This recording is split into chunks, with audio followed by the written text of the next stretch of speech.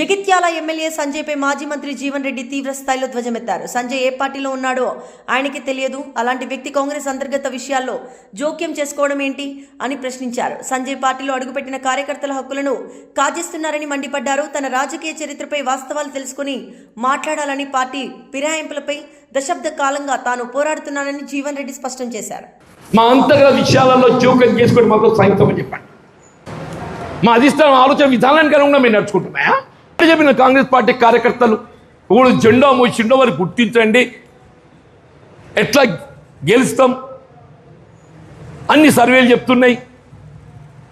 ఆయన ఎవరే నువ్వు? ఆయనకు బీఫామ్లు, నాకు బీఫామ్లు, మా కాంగ్రెస్ పార్టీ ఉంది, అధిష్టానం ఉంది, మాకు కాంగ్రెస్ పార్టీ అధిష్టానం నిర్ణయం చేస్తుంది. ఆయన ఎవరే? ఆయన ఎవరు? ఆయన పార్టీకి ఏం సంబంధం? ఆయన నిన్నగాక మొన్న అఫిడవిట్ ఇచ్చిండు, ప్రమాణ పత్రం,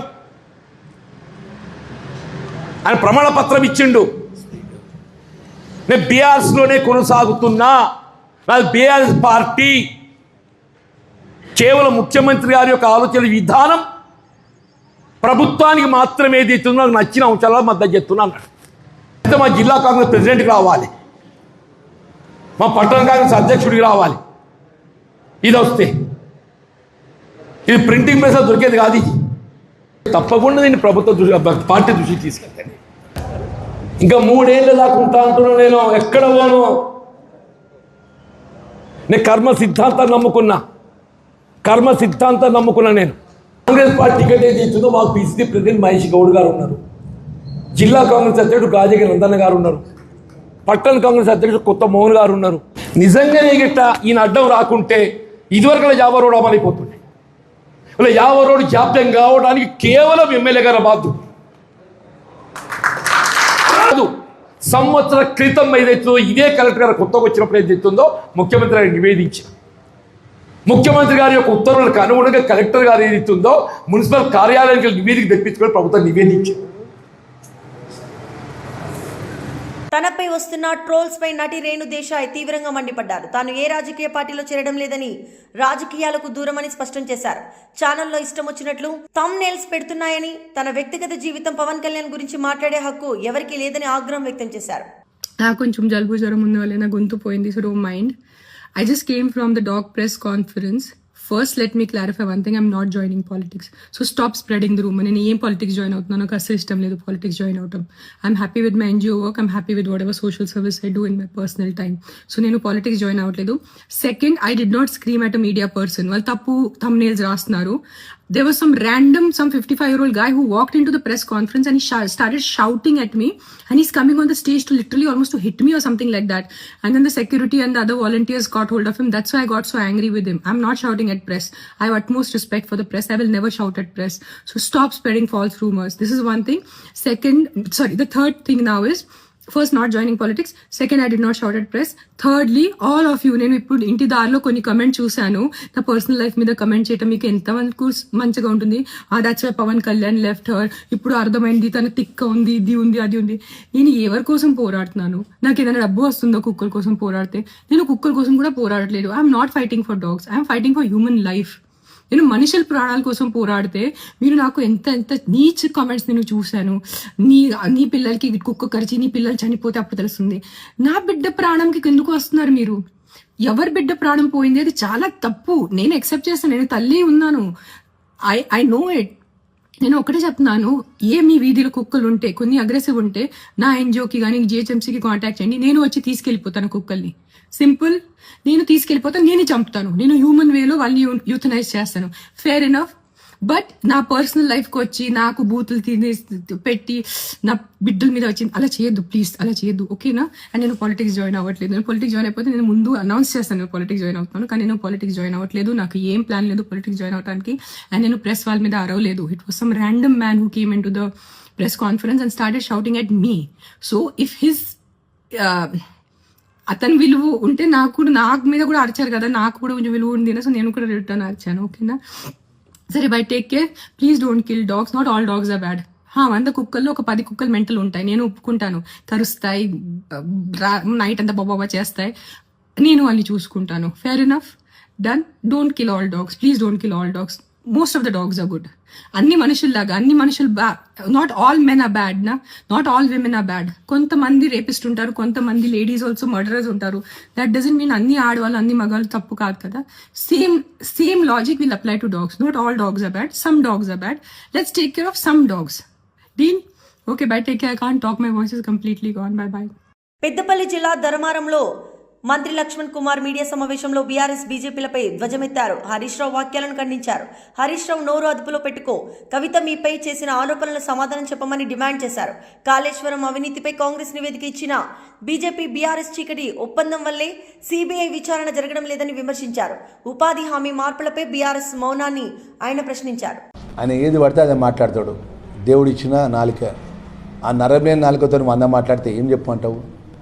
ఇప్పుడు హరీష్ రావు అనేటైనా ఒక మంత్రిగా పనిచేసిండు, ఉద్యమంలో పనిచేసిండు.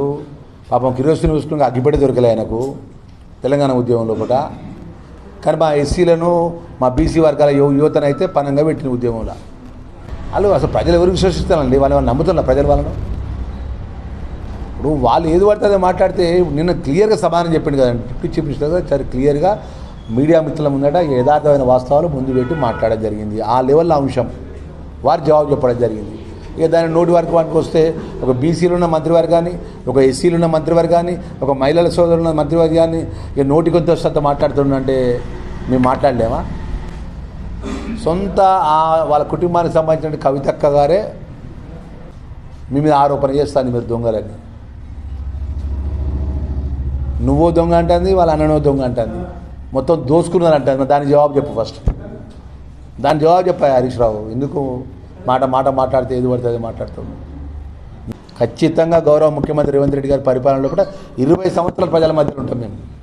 ధైర్యంగా ఒక ఆలోచన పరంగా చెప్తున్నాం తప్ప వేరే కాదు. ప్రజలకు మంచి చేసి ప్రజలకు పోయి మేము వేడుకుంటాం ఓటేయమని. కానీ మీ లెక్క మాటల గారెడితోని కాళేశ్వరం మీద కమిషన్ల మీద, మిషన్ భగీరథ మీద కమిషన్ల మీద మేము అట్లా పనిచేయం. మేము ఏదేమైనా కూడా ప్రజలకు జవాబుదారీగా పనిచేస్తాం. కాళేశ్వరం కమిషన్ మీద సిబిఐకి రేషన్ ఇప్పటివరకు ఎఫ్ఐఆర్ చేసి ఎందుకు ఎంక్వైరీ స్టార్ట్ చేస్తలేరు? కేసీఆర్ మీద, హరీష్ రావు మీద అసెంబ్లీ సాక్షిగా కదా తీర్మానం చేసి ఢిల్లీకి పంపించినాం కదా. మీరే కదా, మీడియానే సాక్ష్యం కదా, తెలంగాణ ప్రజలే సాక్ష్యం కదా, అసెంబ్లీ సాక్ష్యం కదా. మరి నీకేం సంబంధం ఉన్నది చెప్పు? నీకు బీజేపీకి ఏం సంబంధం ఉన్నది? బాధ్యత రహితంగా మాట్లాడితే, ఏది పడితే అదే మాట్లాడితే, ఇలా నీ మీద వచ్చినటువంటి ఇలా నువ్వు 2014 నుంచి ప్రభుత్వం మీరు అధికారంలో 2014 నుంచి 18 నుంచి 23 వరకు ఉన్నారు. ఈ ఉన్నటువంటి మీ యొక్క 10 సంవత్సరాల లోపల కేంద్రంలో ఏ బిల్లుకైనా, పార్లమెంట్లో కానీ రాజ్యసభలో ఏ బిల్లుకైనా మీరు భారతీయ జనతా పార్టీ సపోర్ట్ చేసినా చేయలేదా? గోషామహల్ పోలీస్ స్టేషన్ పరిధిలోని ఫిష్ మార్కెట్ వద్ద బీఆర్ఎస్ నాయకుడు ఆనంద్ కుమార్ గౌడ్ పై దాడి జరిగింది. డ్రైనేజ్ సమస్యను పరిశీలించేందుకు వెళ్లిన ఆనంద్ గౌడ్ పై బీజేపీ కార్పొరేటర్ శంకర్, స్థానిక ఎమ్మెల్యే రాజాసింగ్ పిఏ కృష్ణ దుర్భషలాడుతూ దాడికి దిగారు. ఈ దాడిలో ఆనంద్ కంటికి గాయమైంది. తన డివిజన్ ఎందుకు వచ్చావంటూ వారు గొడవకు దిగినట్లు సమాచారం. బాధితుడు గోషామహల్ పిఎస్ లో ఫిర్యాదు చేశారు.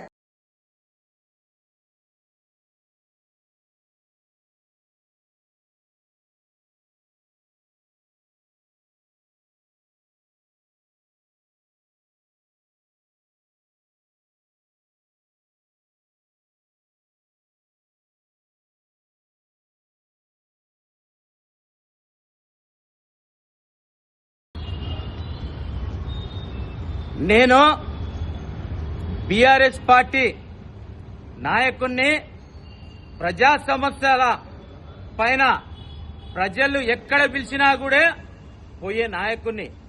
ఈరోజు మచ్చి మార్కెట్ దగ్గర 2-3 నెలల సంది మోరి బొంగుతుందని ప్రజలు పిలిస్తే అక్కడ చూస్తాందుకు పోయినట్టయితే రాజాసింగ్ పిఏ కృష్ణ, శంకర్ యాదవ్ బేగం బజార్ కార్పొరేటర్ ఆయన ఎంబడి కొందరు కలిసి నన్ను కొట్టి బ్లడ్ చేయడం జరిగింది. ఇది ఎక్కడి వరకు న్యాయం అని చెప్పి నేను అడగదలుచుకున్నా. ఎందు గురించి అంటే ప్రజలు ఏ పార్టీ వాళ్ళనైనా పిలిచి పని చేసుకునే హక్కు ఉంటది. శంకర్ యాదవ్ గత చరిత్ర మర్చిపోయినవా నువ్వు? అమ్మ నక్కని తిడతావా నువ్వు? కొడుకా, ఈసారి ఏ విధంగా నువ్వు ఎట్లా గెలుస్తావో నేను చూడబోతా బిడ్డ. నా ప్రాణాలన్నా నేను త్యాగం చేస్తా, నేను గెలవనీయకుండా చేస్తారా శంకర్ యాదవ్? నా అమ్మని తిడతావారా? నీ అమ్మ ఎంత నా అమ్మ అంతా మర్చిపోయినారా గత చరిత్ర? నువ్వు గత 2002లో ఏముంటివిరా నువ్వు? మా ఇళ్లలో పాలు పోసుకుంటుంటివి. ఈ రోజు నా అమ్మని తిడతావా నువ్వు? కొడుక, బీఆర్ఎస్ పార్టీ గోషమైల జెండా ఎగరేసే వరకు ఊరుకునే ప్రసక్తే లేదు. కృష్ణ, నువ్వేం మాట్లాడతావురా? చేయలేబట్టి నాకు బ్లడ్ చేస్తావా? కొడుక, మిమ్మల్ని ఏ విధంగా నేను చేస్తా చూడబోతారు మీరు. బీఆర్ఎస్ పార్టీ ప్రజల అండగా ఉంటది. ప్రజా సమస్యలు ఏదున్నా మేము ఎక్కడైనా పోతాము. నా డివిజన్ నీ డివిజన్ ఎవరెక్కడ రాసుకోలేదు. నాకు ఈ రోజు బ్లడ్ వచ్చినంత మాత్రాన నేను పానమన్న త్యాగం చేస్తా గాని నేను ఎట్టి పరిస్థితుల్లో ప్రజా సమస్యల మీద ముంగడికి పోతూనే ఉంటాను. నేను పని చేసుకుంటూనే పోతానని చెప్పడం జరుగుతుంది. అరే కృష్ణ, గత చరిత్ర నీదేందిరా? శంకర్ యాదవ్, గత చరిత్రను మర్చిపోకు. వాసవి బ్యాంకు కుంభకోణంలో ఉన్నావు శంకర్ యాదవ్. నువ్వు నా మీద చెయ్యి కొడతావా? నన్ను బ్లడ్ చేస్తావా? కొడుక, నేను భయపడే ప్రసక్తే లేదు. ప్రజా సమస్యలపై నేను పోతూనే ఉంటాను. నేను పోయి ప్రతి ఒక్క పని చేపిస్తూనే ఉంటాను. ఎందు గురించి అంటే నా పరిస్థితిదా? మీరు నన్ను కొడతారా? మీరు శంకర్ యాదవ్ ఖబర్దార్ కొడుక అని చెప్పడం జరుగుతుంది. చూడండి నా కథ. వీరవట్నం గ్రామంలో తెలుగుదేశం నాయకులుగా ఉన్న జాస్టి శ్రీనివాసరావు, మాజీ జాస్టి ప్రసాద్, వెలకటూరి శివనారాయణ అనువారిపై తనపై హత్యాయత్నం చేస్తున్నారని, వారి వల్ల తనకు ప్రాణహామీ ఉందని, వారి మీద చర్యలు తీసుకోవాలని పల్నాడు జిల్లా ఎస్పీ కార్యాలయంలో ప్రజా సమస్యల పరిష్కార వేదికలో ఫిర్యాదు చేశారు. బీసీ వర్గానికి చెందిన వల్లెపు ఆంజనేయులపై దాడికి పాల్పడుతున్న వారిని వెంటనే అదుపులోకి తీసుకుని వారిపై చర్యలు తీసుకోవాలని జనసేన పార్టీ నాయకులు షేక్ అద్రూఫ్, బీసీ సంఘం నాయకులు బాదుగునల్లా సీను కోరారు. మాది వీరవట్నం గ్రామం, రొంపచెర్ల మండలం. మొన్న జనవరి 16వ తారీఖున నా మీద గ్రామంలోని జాస్టి శ్రీనివాసరావు, జాస్టి ప్రసాద్, వెలకటూరు శివనారాయణ, జాస్టి హరిబాబు, ఈ నలుగురు కలిసి ఎస్సీ కాలనీలో ఒక ముగ్గురు కుర్రాళ్ళని మందిచ్చి వాళ్ళని ప్రోత్సహించి, అరే వాడు ఒడ్డోళ్ళు ఇంటి మీదకి వెళ్ళి కొట్టి వాడిని చంపండి, ఏమైనా చేయండి, మేము చూసుకుంటాం, మిమ్మల్ని కేసు లేకుండా తీసుకొచ్చే బాధ్యత మాది, వాడు ఊళ్ళో గ్రామంలో వాడి పెత్తనం ఎక్కువైపోతా ఉందని చెప్పేసి వాళ్ళని ప్రోత్సహించి చెప్పడం జరిగింది. కానీ పాపం వాళ్ళు చాలా మంచి వ్యక్తులు కావడం వల్ల, అన్న ఇట్లా సంగతి నీ మీద ఇట్లా చేయమని చెప్పారని చెప్పేసి తెల్లారు మాకు సమాచారం ఇవ్వడం జరిగింది. కాబట్టి నేను ఈ విషయాన్ని ఎస్పీ గారి దృష్టికి తీసుకురావడం జరిగింది. మా యందు దయ ఉంచి ఎస్పీ గారు ఈ విషయంలో సీరియస్గా వ్యవహరించి వారిపై చట్టరీత్యా చర్యలు తీసుకోవాలని ప్రార్థిస్తూ ఉన్నాను. కారణం ఏంటి అసలు? నేను వీరవట్నం గ్రామంలో గత ఎన్నికల్లో ఆ ఎమ్మెల్యే గారితో పాటు కలిసి తిరిగానని చెప్పేసి, అదేవిధంగా మా గ్రామంలోకి చల్లా సుబ్బారావు వస్తూ ఉంటే వాళ్ళు జీర్ణించుకోలేని సమస్య అయిపోయింది వాళ్ళకి. నేను అతని వ్యక్తిత్వాన్ని గుర్తించి అతని మంచి వ్యక్తి, అతని వల్ల ఈ గ్రామానికి మేలు జరుగుతుందని చెప్పేసి మా బీసీలు, ఎస్సీలు, మైనారిటీలు అంతా కలిసి వారి వెంట నడవటం వారు జీర్ణించుకోలేని విషయం అయిపోయింది. ఈ పంచాయతీ ఎన్నికల దృష్ట్యా వాళ్ళు ఈ వర్గాన్ని కనుక మనం కిందకి తొక్కితే మన ఆధిపత్యానికి తిరుగుందని చెప్పేసి వాళ్ళు ఈ విధంగా చేయడం జరుగుతూ ఉంది. ఈరోజు మరి వీరాటం గ్రామానికి చెందిన బీసీ సామాజిక వర్గానికి చెందినటువంటి వల్లెపు ఆంజనేయులు, మరి ఆ గ్రామంలో బీసీ కులాలు, అదే వడ్డెర సామాజిక వర్గానికి చెందిన వాళ్ళు, ఆ గ్రామంలో ఇటీవల అనేక సార్లు ఇతని మీద దాడులు చేయటం, దాడులకు ప్రయత్నం చేయటం, హత్యా ప్రయత్నం కూడా జరిగినటువంటి సంఘటనలు ఇంతకుముందు జరిగినాయి. అయితే మరి ఆ గ్రామంలో పార్టీలో ఉన్నటువంటి, అది ఏ పార్టీ అనేది పక్కన పెడితే, మెయిన్ బీసీల మీద కొన్ని కారణాల వల్ల వారి మీద దాడులు చేయడానికి ప్రయత్నం జరుగుతూ ఉంది. మరి అదే దిశలో గతంలో కూడా మరి వల్లెపు ఆంజనేయులు గారి మీద కూడా దాడులు జరగడం జరిగింది. ఇంటికి మీద వచ్చి కూడా దాడులు చేయడం జరిగింది. అది పురస్కరించుకొని ఈరోజు పల్నాడు ఎస్పీ గారిని ఆశ్రయించడం జరిగింది. మరి ఎస్పీ గారి ద్వారా ప్రాణరక్షణ, అలాగే రక్షణ కల్పించాలని చెప్పేసి కూడా ఈరోజు బీసీ సంక్షేమ సంఘం, అలాగే మరి వల్లెపు ఆంజనేయులు గారు అందరం కూడా కలిసి ఎస్పీ గారికి విన్నవించుకోవడం జరిగింది. మేడారం సమ్మక్క సారలమ్మ సన్నిధిలో నిర్వహించిన సభలో మంత్రి సీతక్క సమ్మక్క సారలమ్మ చరిత్రను మరో 1000 ఏళ్లు ఉండేలా తీర్చిదిద్దిన ముఖ్యమంత్రి, తమ వంతు సహకారం అందజేసిన మంత్రివర్గ సహచరులు అందరికీ ఒక ఆదివాసీ బిడ్డగా పేరు పేరున ధన్యవాదాలు తెలుపుతున్నాను. 100 కిలోమీటర్ల మీర గోదావరి నది మా ములుగు నియోజకవర్గంలో పారుతున్న మాకు ఇప్పటి వరకు చుక్క నీరు కూడా రాలేదు. అయితే మాకు ఈ రోజు జరిగిన కేబినెట్ లో ములుగుకు గోదావరి జిల్లాలో తరలించేందుకు 143 కోట్లతో లిఫ్ట్ ఇరిగేషన్ స్కీమ్ను మంజూరు చేశారు. క్యారెట్ ఛార్జర్లకు ధన్యవాదాలు. నా జీవితంలో రెండు కలలుండేది. ఒకటి మేడారం ఆలయ అభివృద్ధి, 2 ములుగు నియోజకవర్గానికి గోదావరి జిల్లాలు. ఇప్పుడు మరి ఆలోచన చేసి బట్టన్న గారు నువ్వు ఎప్పుడు అడుగుతావు కదా ఇది ఇప్పుడు చేయించుకోమని జంపన్న వాగులో నిరంతరం నీళ్లు ప్రవహించాలని మరి గోదావరి జలాలు రామప్పలో స్టోరేజ్ చేస్తున్నారు. అవి తపాస్పల్లి జనగాము అంతటి పోతుంది కానీ మాకు వస్తలేదు. కాబట్టి రామప్ప చెరువు నుంచి లక్నవరంలోకి పైప్ లైన్ ఇస్తానని ముఖ్యమంత్రి గారు స్టేజ్ మీదనే ప్రకటించడం జరిగింది. సో అది కూడా దాదాపుగా 30-35 కోట్ల రూపాయలతోటి ఈ సమ్మక్క సారలమ్మ సన్నిధిలో మేము సాధించుకున్నది. ఆ నీళ్ళ ద్వారా అటు లక్నవరంలో రైతులకు కానీ టూరిజం కానీ తర్వాత అదే కాలువ జంపన్న వాగులోకి వస్తుంది. సో భక్తులకు కూడా నిరంతరం నీళ్లు ఇవ్వడానికి మాకు అవకాశం ఉంటుంది. ఇన్ని గొప్ప కార్యక్రమాలు ఇక్కడ చేసినందుకు ముఖ్యమంత్రి గారికి, మా సహచర మంత్రులకు, ఆయా శాఖల మంత్రులకు మీ అందరికీ పేరు పేరున నమస్కారాలు, ధన్యవాదాలు. ఏదన్నా ఇన్కన్వీనియన్స్గా ఉంటే మా అటవీ ప్రాంత పరిస్థితిని అర్థం చేసుకుంటారని మీ అందరినీ కోరుకుంటూ తప్పప్పులు జరిగితే మన్నించాలని కోరుకుంటాం. వీలైనంత తొందరగా మున్సిపల్ ఎన్నికలకు వెళ్లాలని రాష్ట్ర మంత్రివర్గం నిర్ణయం తీసుకుంది. రాష్ట్రంలో పదవీకాలం ముగిసిన 116 మున్సిపాలిటీలు, 7 కార్పొరేషన్లు, 2996 వార్డులు, డివిజన్ల ఎన్నికలు జరపాల్సి ఉంది. డెడికేటెడ్ కమిషన్ నివేదిక ప్రకారం రిజర్వేషన్ల ప్రక్రియ కూడా పూర్తి అయింది. అందుకే ఫిబ్రవరిలోనే మున్సిపల్ ఎన్నికలకు అవసరమైన ఏర్పాట్లు చేసుకోవాలని కేబినెట్ నిర్ణయం తీసుకుంది. ఫిబ్రవరిలో రంజాన్, శివరాత్రి పండుగలు ఉన్నందున ఎన్నికల ప్రక్రియను ఇబ్బంది లేకుండా ఎన్నికల షెడ్యూల్ రూపొందించుకోవాలని కేబినెట్ అధికారులు సూచించింది. హైదరాబాద్ మెట్రో ఈ ప్రభుత్వానికి ఒక చిత్తశుద్ధి ఉంది. గ్రామీణ ప్రాంతంలో మెరుగైన రోడ్ల కోసం ఎలా అయితే ప్రణాళిక, అది R&B కావచ్చు, పంచాయతీరాజ్ కావచ్చు, ఎలా అయితే ఒక ప్రణాళిక చేతి చిత్తశుద్ధితో ఇరువురు మంత్రులు సమక్షంలో ఒక ప్రణాళిక తయారు చేశామో అదే పద్ధతిలో పట్టణవాసులైన హైదరాబాద్ మెట్రో సంబంధించిన విషయంలో కూడా ఫేజ్ 1కు సంబంధించిన అంశాన్ని L&T దగ్గర నుంచి టేక్ ఓవర్ చేసే విషయంలో చాలా క్షుణ్ణంగా డిస్కస్ చేశాము. ఫర్దర్ ఇన్ఫర్మేషన్ కోసము నెక్స్ట్ క్యాబినెట్కి మళ్ళీ ఆ ఫైల్ సర్క్యులేట్ చేయాలని అధికారుల్ని ఈ క్యాబినెట్లో ఆదేశించడం జరిగింది. దీంతో పాటు ఫేజ్ 2A, ఫేజ్ 2B, ఈ ఫేజ్ 2A, ఫేజ్ 2Bకి సంబంధించిన ల్యాండ్ ఎక్విజిషన్ కూడా చాలా టైం టేకింగ్ కాబట్టి ఈ ల్యాండ్ ఎక్విజిషన్ చేసే అంశాన్ని ఈరోజు క్యాబినెట్ ఆమోదం తెలిపిందని చెప్పడానికి సంతోషిస్తున్నాను.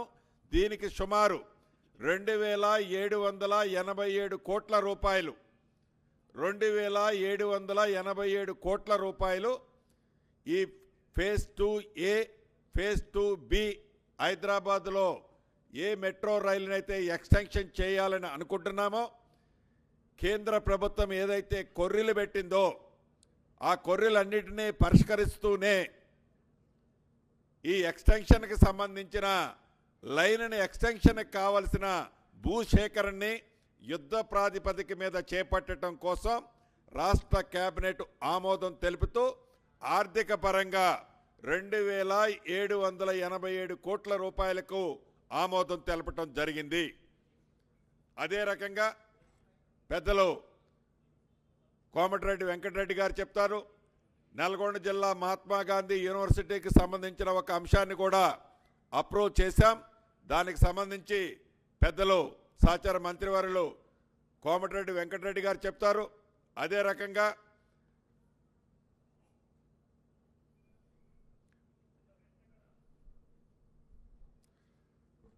తెలుగువారి ఆత్మగౌరవాన్ని భారతదేశానికి చాటి చెప్పిన మహానుభావుడు, ప్రజలే దేవుళ్ళు, సమాజమే దేవాలయంగా జీవించిన ఒక గొప్ప నటుడు, ప్రజానాయకుడు, విశ్వవిఖ్యాత నట సార్వభౌముడికి 30వ వర్ధంతి సందర్భంగా వసంతనగర్లోని ఆంధ్రప్రదేశ్ మాజీ ముఖ్యమంత్రి ఎన్టీఆర్ విగ్రహానికి ఎమ్మెల్యే మాధవరం కృష్ణారావు, స్థానిక కార్పొరేటర్ మందడి శ్రీనివాస్తో కలిసి పూలమాల వేసి నివాళులర్పించారు. నందమూరి తారక రామారావు గారు సుమారుగా మన మధ్యలో లేకపోవడం 31 సంవత్సరం అయింది.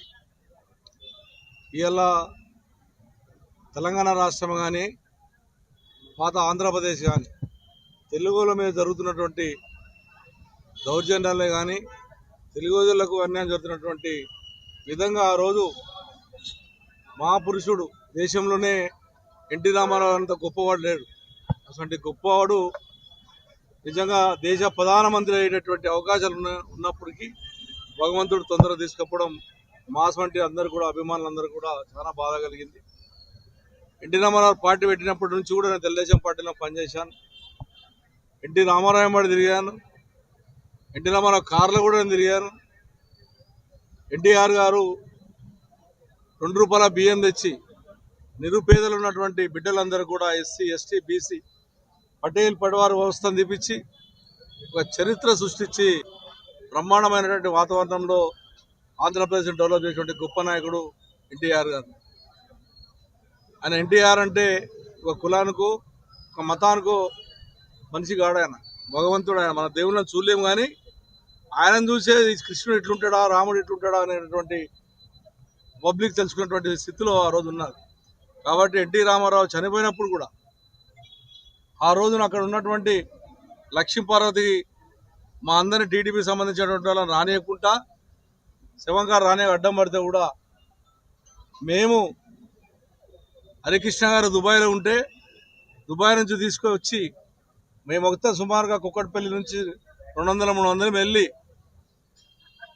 ఆ శివాన్ దగ్గరికి వెంబడే వెళ్ళి ఎన్టీఆర్ దగ్గర తీసుకొని ఆ దాన సంస్కారాలు 40 రోజుల వరకు కూడా నేను ఎన్టీఆర్ పూర్తిగా దగ్గర ఉన్నటువంటి వ్యక్తిని కాబట్టి ఆయన ఎంత ఆనెస్ట్ అంటే చాలా మంది తెలియదు. ₹1 జీవితంలో రాజకీయ నాయకులు అవినీతి చేయని గొప్పవారు ఉన్నారంటే అది నందమూరి తారక రామారావు గారు. అంత గొప్ప నాయకుడు, అంత గొప్ప నటుడిగా జీవితంలో పుట్టాడు కూడా. హైదరాబాద్ ఉప్పల్ శిల్పారామంలో స్మరణ ఎస్ఎస్ డాన్స్ అకాడమీ 4వ వార్షికోత్సవ వేడుకలు ఘనంగా నిర్వహించారు. నాట్య గురువులు ప్రియాంక, కృష్ణ చైతన్య, శశికిరణ్ల ఆధ్వర్యంలో 65 మంది డాన్స్ అకాడమీ విద్యార్థులు చేసిన సాంస్కృతిక ప్రదర్శనలు ఆహుతులను అలరించాయి. ఈ కార్యక్రమానికి ఉప్పల్ సిఐ భాస్కర్ ముఖ్య అతిథులుగా పాల్గొని చిన్నారుల ప్రదర్శనలు చూసి వారికి షీల్డ్లు, సర్టిఫికెట్లు అందజేశారు. మన మల్లారెడ్డి సార్ గారు సమక్షంలోనే మ్యాచ్ పూర్తి చేసుకోబోతున్నాం.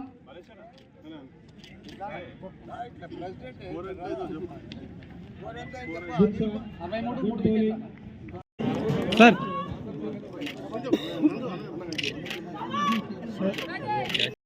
సందర్భంగా మా అలియాబాద్ మున్సిపాలిటీ కానీ మా మూడుచింతలపల్లి మున్సిపాలిటీ కానీ అదే మాదిరిగా మా బెల్లంపేట మున్సిపాలిటీ కానీ 3 మున్సిపాలిటీలలో కూడా పెద్ద ఎత్తున ముగ్గుల పోటీ పెట్టినాం ఆడబిడ్డలకు.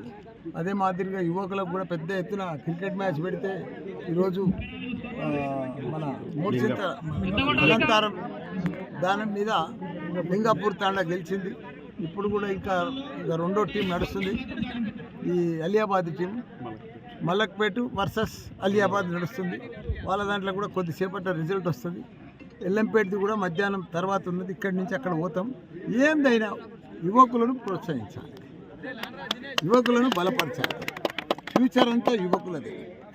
యువకులు మనం స్ట్రాంగ్ చేస్తే మనకు మన టీంలను, మన స్పోర్ట్స్ మ్యాన్లను తయారు చేస్తే వాళ్ళు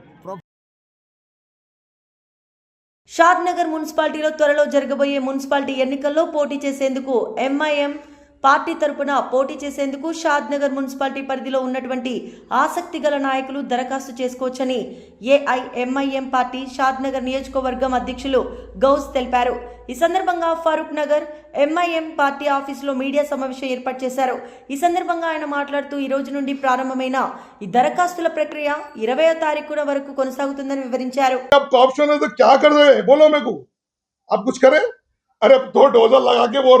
गरीबा वायर जलाए, वो कचरा डाले, अब नहीं डालना।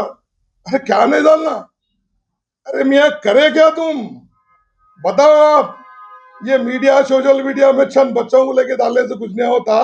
अवाम को पूरा मालूम है, पूरा यकीन है। अल्हम्दुलिल्लाह अवाम हमारे पे भरोसा करी। इंशाअल्लाह इस बार भी अल्हम्दुलिल्लाह हम कामयाब होंगे। आप अदा करता हूँ मीडिया वालों का भी, आप यही सोचना चाहिए हमारी एक इतना ही हम हिंदू मुसलमान भाई हमारे फारूक नगर में, खाली फर्स्ट वार्ड में नहीं, फारूक नगर में हम एक इत्तेहाद हिंदू मुसलमान भाई हम मिलके रहते। आप पूछ लीजिए कोई हिंदू भाई से, ఎంఐఎం ఆడ ఫస్ట్ వార్డులో నుంచి ఉన్నాయి, మీకు ఏం ప్రాబ్లం ఉన్నాయి ఒకసారి కనుక్కోండి। నేను అందరి నుంచి అన్న తమ్ముళ్ళగా ఉంటా। हम ये हमारा पैगाम है मंदिर का, हम सबसे मिलके लेना। हमारे सदर मोहतरम का एक ही पैगाम है, सबको एक ही ऐलान करते, सिर्फ डेवलपिंग की काम करना, डेवलपिंग की बात करना, दूसरा कोई पैगाम नहीं। आज हम मंदिर में, टेम्पल में, गुंडूगिरी टेम्पल में, हनुमान टेम्पल में, हम जब लोग नोटबंदी का टाइम था, उस टाइम पे हम मट्ठी डाले, बरंती डाले, जब लोगों को पूजा करने नहीं आता था, जब जितने 4-5 एमएलए के बीच में भी उन लोग बात रखे थे, वो आज तक कोई नहीं करे थे। हम आपको एक बार पूछे, आगे बच्चे चंद सीनू और नंदू ऐसे 2-4 बच्चे आगे पूछे हमारे को वो एरिया से, वो बच्चे बोलने के बाद हम हमारे शुआ को बोले, शुआ क्या की मट्टी लगती, चलो काम चालू करो, भगवान सबका एक है। हम यही पैगाम दिए, हम ये नहीं बोले वो हिंदू है वो मुस्लिम है, आज तक कभी नहीं सोचे। और हमारे वार्ड में हम 28 बोर्ड डाले, 13 वार्ड में भी डाले, जब 13 वार्ड फर्स्ट वार्ड में मिल गया था, 13 वार्ड और फर्स्ट वार्ड में खुद के पैसों से, जमात के नाम से हम 28 बोर्ड डाले।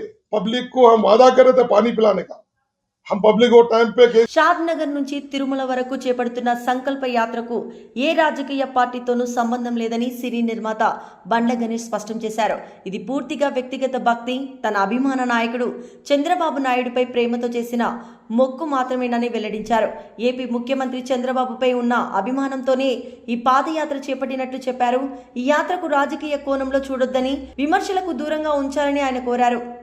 ఒక మణిహారం లాంటి వారు, మీ వల్ల ఈ షాద్ నగర్లో అద్భుతంగా ప్రగతి పథం వైపు దూసుకుపోతుంది। మీరు చల్లగా ఉండాలని, ఆ ఏడుకొండల స్వామి ఆశీస్సులు మీకు ఎల్లవేళ ఉండాలని, మీ నేతృత్వంలో ఈ షాద్ నగర్ ఖ్యాతి తెలంగాణ రాష్ట్రం మొత్తమే కాకుండా భారతదేశ మొత్తంగా విడిపియాలని మనస్ఫూర్తిగా భగవంతుని కోరుకుంటున్నాను। అలాగే ఒక మణిహారం లాంటి వారు, మీ వల్ల ఈ షాద్ నగర్లో అద్భుతంగా ప్రగతి పథం వైపు దూసుకుపోతుంది। మీరు చల్లగా ఉండాలని, ఆ ఏడుకొండల స్వామి ఆశీస్సులు మీకు ఎల్లవేళ ఉండాలని, మీ నేతృత్వంలో ఈ షాద్ నగర్ ఖ్యాతి తెలంగాణ రాష్ట్రం మొత్తమే కాకుండా భారతదేశ మొత్తంగా విడిపియాలని మనస్ఫూర్తిగా భగవంతుని కోరుకుంటున్నాను। అలాగే ఈరోజు నాతో పాటు యాత్ర చేయడానికి వస్తున్న మా అన్న గుర్రం శేఖర్ రెడ్డి గారు, ఎన్ఈసిసి చైర్మన్, పెద్ద కోళ్ళ రైతు, పారిశ్రామికవేత్త అయిన శేఖర్ రెడ్డి గారు కూడా మా అన్న కూడా రావడం జరిగింది। పౌల్ట్రీ రంగంలో ఈరోజు ఆయనే మా కోడిగుడ్డు రేటు ఎంతో నిర్ణయించేది ఆయనే। ఆయన ఈరోజు తమ్ముడు నేను కూడా మీతో పాటు వస్తానంటే అదృష్టంగా భావించి మా అన్న మాతో పాటు అడిగేస్తున్నారు। అన్న ఒక నిమిషం మాట్లాడవలసిందిగా కోరుకుంటున్నాను। అమెరికా నుంచి రావడం జరిగింది నా తమ్ముడు యశ్। థ్యాంక్ యూ తమ్ముడు, నా గురించి ఒక నిమిషం చెప్పు। నేను అమెరికా నుంచి చెప్పాల్సి వచ్చే అవసరం లేదు, ఎందుకంటే మన లోకల్లో బండ్ల గణేష్ అని ఏదో మాకు మాట్లాడతారు। అదేవిధంగా తెలుగుదేశం పార్టీకి ఏ రకంగా అండగా నిలబడ్డారు, చంద్రబాబు నాయుడు గారు జైల్లో ఉన్నప్పుడు బండ్ల గణేష్ అన్న కానీ మిగతా మిత్రులు, శివాజీ గారు మరీ ముఖ్యంగా, ఇలాంటి వాళ్ళందరూ కూడా చాలా అండగా నిలబడ్డారు మనందరికీ కూడా। ఎందుకంటే ఆ రోజు అరాచక పరిపాలనలో నుంచి జరిగిన వికృత విన్యాసాలన్నీ కూడా ప్రజలకు ఎండగట్టే ప్రయత్నంలో భాగంగా మాలాంటి వాళ్ళు గారు కానీ బండ్ల గణేష్ అన్న గారు కలిసి పనిచేశాం। అదేవిధంగా ఈరోజు బండ్ల గణేష్ గారు ఈ పాదయాత్ర చేయటం నాకైతే, ఎందుకంటే ఏ స్వార్థం లేకుండా ఎప్పుడు ఎవరు తలుపు తట్టినా సరే ఏదో రకంగా సాయం చేసే వ్యక్తి బండ్ల గణేష్ గారు। అదేవిధంగా ఆయన బండ్ల గణేష్ గారు అనే కంటే కూడా నాకు అన్నగా చాలా బాగా పరిచయం, ఎప్పుడు అమెరికా వచ్చినా సరే కలిసి తిరిగే రోజులు ఇప్పుడు మర్చిపోలేనా। Thank you so much for this invitation, but good luck. ఖచ్చితంగా మీతో మీ పాదయాత్రలో మేము కూడా ఎక్కడో దగ్గర కలిసి ప్రయాణం చేస్తాం ఖచ్చితంగా। నేను 6th వెళ్తున్నాను, but meanwhile I will also be there. Thank you. ఎందుకు అనుకోవాలి అసలు చంద్రబాబు నాయుడు గారి గురించి? ఆయనకి చంద్రబాబు నాయుడు గారు చేసిందే ఉంది, ఏమీ లేదు। కానీ సమాజానికి చేసిన దాన్ని తన గుండెల మీదకి తీసుకొని ఇన్ని కోట్ల మందికి జీవితాలను ఇచ్చిన మహాన్ మనిషి జైల్లో ఉండటం ఏంటనేది ఆయన మనసులో పడింది। ఆ రోజున పడి ఒక ఏదైతే మనకి కృష్ణా గోదావరి నదులు ఒక చిన్న డ్రాప్తోనే మొదలైతాయి, అలాంటి ఒక డ్రాపు ఒక మహా ఉద్యమంగా మార్చగలిగాడు। ఆ మహా ఉద్యమమే ఆ నాయకుడు చంద్రబాబు గారు బయటికి రావడానికి అంతమంది జనాలు, అన్ని కోట్ల మంది జనాల యొక్క ఒక వైబ్రేషన్ ఆయన బయటికి రావడానికి కారణమైంది। ఆ కృతజ్ఞత భగవంతుడికి ఏదైతే తను మాట ఇచ్చాడో, మా నాయకుడు ప్రజల మనిషి, బయటికి రావాలని కోరుకున్నాడు. ఆ కోరిక మేరకు ఆ భగవంతుడు కరుణించి ఆ రోజున బాబు గారికి బెయిల్ రావడం, బయటికి రావడం, ఆ తర్వాత ఏం జరిగిందో మీరు అందరూ చూశారు. మరి ఊరికే మాటలంటాం అందరికీ సాధ్యమే, ఎవరైనా అనొచ్చు ఒక మాట. కానీ తన అన్న మాట ప్రకారం ఈ రోజున షాద్ నగర్ నుంచి, అంటే తనకి ఏదైతే తన జీవితం మొదలైన ఈ ప్లేస్ నుంచి వెంకన్న దగ్గరికి మొదలుపెట్టాడు ఈ ప్రయాణం. ఇవాళ తను ఒక గుంటూరు నరసరావుపేట మార్గంలో సోమవారం ఉద్రిక్త నెలకొంది. బస్టాప్లో బస్సు ఆపలేదన్న కోపంతో ఓ వ్యక్తి తన బైక్ను బస్సుకు అడ్డంగా పెట్టి డ్రైవర్ కండక్టర్తో వాగ్వాదానికి దిగాడు. దీంతో వాహనాల రాకపోకలు అంతరాయం కలిగింది. బస్సులో ప్రయాణికులు కిక్కిరిసి ఉండడం వల్లే ఆపలేకపోయామని ఆర్టీసీ సిబ్బంది వివరణ ఇచ్చారు. సదరు వ్యక్తి గొడవకు దిగడంతో ప్రయాణికులు ఇబ్బంది పడ్డారు.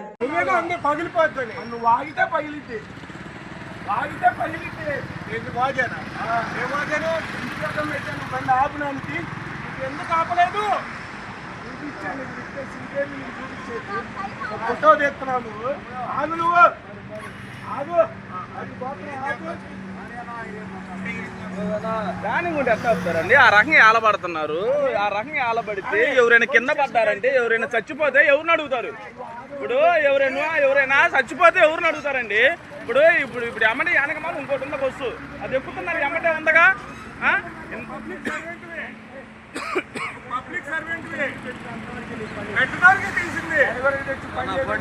ఎందుకన్నా అదేనన్నా, రేపు ఇంకొకటి వస్తాడన్నా. ఇప్పుడు ఎవరైనా కింద పడి చచ్చిపోతే ఎవరిని అడుగుతారు? అది అన్నా అన్నా అన్నా ఒక్క నిమిషం ఆపండి. ఆపి గవర్నమెంట్ని అడగండి. ఆపండి, ఆపి అడ్డం పెట్టండి. అడ్డం పెట్టండి సార్. సార్ అడ్డం పెట్టండి సార్, అడ్డం పెట్టండి. ఆపండి సార్, ఒకసారి ఆపండి. ఆపు ఆపు ఆపు. వెళ్ళకూడదు, వెళ్ళకూడదు. ఇది అసలు ఇష్యూ అవ్వకూడదు. ఆపు ఆపు. ఇప్పుడు ఈరోజు ఈయన వస్తాడు, రేపు ఇంకొకడు వస్తాడు, రేపు ఇంకొకడు వస్తాడు, రేపు ఇంకొకడు వస్తాడు.